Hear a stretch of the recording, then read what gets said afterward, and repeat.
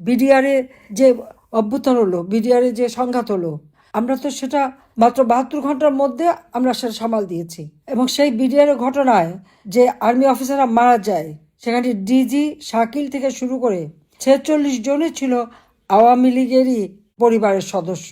আবার জাহাঙ্গীর কবির নানকের আপন ফুফাতো ভাই থেকে শুরু করে আমাদের অনেক, মালিক উকিল সাহেব, তার নাতি জামাই, প্রত্যেকটা টুকর অফিসার তাদেরকে ওখানে রেখেছিল। এর মধ্যে অনেকে আমি আমার বিজিআরে এবং এসএসএফ এ নিয়োগ দিয়েছিলাম। এখানে তাদের পাসিং আউট প্যারেডটা হবে, তাদের যে ফেব্রুয়ারি 24-25-এ অনুষ্ঠানটার পরে ওরা এসে যোগদান করবে, কিন্তু সবাইকে হত্যা করলো। সেই হত্যা তদন্ত কমিটি করেছি। এবং কি অদ্ভুত ব্যাপার, সেই তদন্ত কমিটির চেয়ারম্যান ছিল আজকে যিনি স্বরাষ্ট্র উপদেষ্টা, লেফটেন্যান্ট কর্নেল জাহাঙ্গীর। সেই মেজর জাহাঙ্গীর সেই ছিল তদন্ত কমিশনের রিপোর্ট, আর তার উপর ভিত্তি করে মামলা হয়েছে, সাজাও দেওয়া হয়েছে। ইউনূস ক্ষমতা আসলো, হলি আর্টিজেনের জঙ্গিরা, বিডিআরের যারা সেখানে সাজাপ্রাপ্ত আসামি, 21শে আগস্ট গ্রেনেড হামলায় যারা সাজাপ্রাপ্ত আসামি, সবাইকে মুক্ত করে দিল। আর জেলখানা ভরলো কাদের দিয়ে? আওয়ামী লীগের অগণিত নেতা কর্মীদের দিয়ে। আর বিডিআরের ঘটনায় এখন আবার আপনারা দেখেন নতুন করে তারা তদন্ত করলো কাকে দিয়ে? সে ফজলুর রহমান। সে যখন বিডিআরে ডিজি ছিল তখন বর্ডারে একটা ঘটনা ঘটেছিল।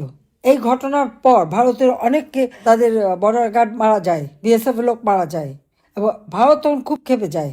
তখন তো ওই ফজলুর রহমানের হাঁটু কাঁপা শুরু হয়ে যায়। সে প্রথমে খুব তাদেরকে মারতে পেরে ভীষণ দেখাচ্ছিল যে সাংঘাতিক একটা কাজ করে ফেলেছে। আর তারপর যখন দেখলো যে না, চারিদিকে ঘিরে ফেলেছে ইন্ডিয়ান আর্মি, তখন তার হাঁটু কাঁপা কাকে বলে। সারা রাত 22 বার ফোন করেছে, আমি নিজে উদ্যোগ নিয়ে তখনকার প্রাইম মিনিস্টার বাজপেয়ী, তার সাথে কথা বলে তার জীবনটা রক্ষা করেছিলাম।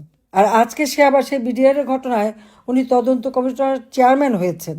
যে ওইভাবে একটা দেশকে একটা বিপদে ফেলতে পারে, তাকে দিয়ে তদন্ত কমিটি করে এখন সেখানে নাকি আমরাই নাকি হত্যা করেছি, আমি নাকি হুকুম দিয়েছি। আমি কেন হুকুম দিতে যাব? আমি কেবল সরকার গঠন করেছি, 2 মাসও হয়নি।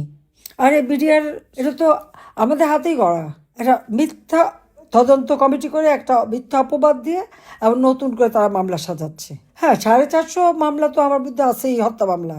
আর কিন্তু প্রকৃত যারা দায়ী তো আমি তো বলবো ওই জাহাঙ্গীর তাহলে নিজেই দায়ী ছিল, এই জন্য উপযাচক হয়ে তখন তদন্ত কমিশনের চেয়ারম্যান হয়েছে, এখন আবার সব উল্টাই দিচ্ছে। আমার প্রশ্ন যে ওই দিন খালেদা জিয়া ভোরবেলা 6টার সময় বাসা থেকে বের হয়ে চলে গিয়েছিল, কেন গিয়েছিল? কারণ তারেক জিয়া ফোন করেছিল। তারেক জিয়া 45টা টেলিফোন করে ঢাকা শহরে সেই দিন রাত্রে। তখন তো লন্ডন থেকে সমানে ফোন করতে থাকে এবং তাকে মাকে বলে বাড়ি থেকে বের হয়ে চলে যাও। খালেদা জিয়া কিন্তু ক্যান্টনমেন্ট থেকে বাইরে যেয়ে তার ভাইয়ের বাড়িতে ছিল। তারপরে 1 মাস 1.5 মাসের মধ্যে ক্যান্টনমেন্টে আসে নাই। এইগুলি কি কেউ তদন্ত করেছে? সে তদন্ত তো হয় না। সব দোষ আমাদের উপরে চাপানোর চেষ্টা কিসের জন্য? যেখানে আমরা কোনোদিন একটা প্রতিশোধ নিতে যাইনি।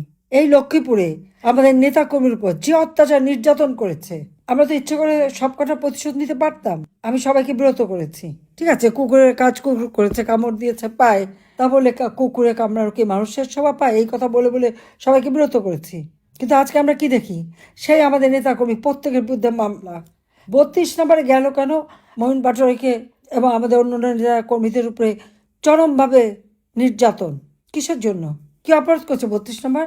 ওই ভাঙা বাড়িটা আগুন দিয়ে পোড়ালো।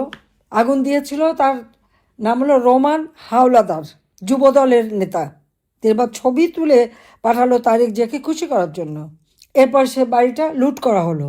তারপর আবার 5 ফেব্রুয়ারি 2025 সালে বুলডোজার দিয়ে ভাঙা হলো। কি অদ্ভুত এই দেশ!